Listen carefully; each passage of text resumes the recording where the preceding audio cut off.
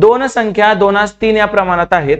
जर लहान संख्येचा 20% मध्ये 40 मिळवले तर येणारी संख्या मोठ्या संख्येच्या 10% आणि 50 आणि 45 यांच्या बेरजे इतकी असेल तर लहान संख्या शोधायची. आता बघा, दोन संख्या 2:3 प्रमाणात आहेत. मी म्हणतो पहिली संख्या 2x आहे.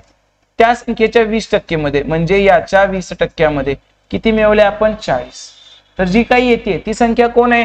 मोठ्या संख्येच्या 10% मध्ये. मोठी संख्या 3x त्याच्या 10% मध्ये आणि 45 यांच्या बेरजे एवढी आहे. तयार करून घेतलं आपण आपल्याला पाहिजे तसं. मग हे सॉल्व्ह करू आपण. 20 एके 20, 20 100 म्हणजे काय आलं? 2x/5 अधिक इथं किती आलं? 40 इज इक्वल टू, ह्या शून्याला शून्य गेले, इथं काय आलं? 3x/10 अधिक 45. मला सांगा, हे 3x/10 इकडे घेतलं मी. ओके, मग हे काय होणार? 2x/5 वजा 3x/10 आणि इकडे काय येणार? 45 वजा 40 5 आलं. जमलं? हे सॉल्व्ह करू. दोघांचा छेद मी 10 करू शकतो. ह्याला 2 न गुणला, ह्याला पण 2 न गुणा, 2 4x. 4x वजा 3x, ह्याला 1 नच गुणायला लागलं, इज इक्वल टू 5. 4x वजा 3x किती येणार?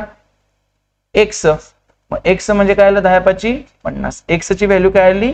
50. लगेच 50 वगैरे उत्तर लिहायचं नाही. त्यांनी काय सांगितलं? लहान संख्या. लहान संख्या काय? 2x.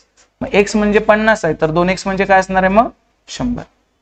फक्त तुम्हाला इक्वेशन तयार करून मांडायचे होते, दुसरं काहीही प्रश्नात नव्हतं. आणि दुसरं तुम्ही काही लॉजिक लावू पण नाही शकत, ट्रिक्स बिक्स काही लागत नसतात. कन्सेप्टवर फोकस करा. मी 100दा ओरडणार आहे कारण तुम्ही ऐकत नाही. तुम्ही ट्रिक्सच्या व्हिडिओजला व्ह्यूज वाढवताय की ज्यानं काही नाही, त्यांना तात्पुरता आनंद मिळतो तुम्हाला. तुम्ही कन्सेप्टचे लेक्चर बघा तरच तुम्हाला परीक्षेत मार्क मिळणार आहेत. नेक्स्ट.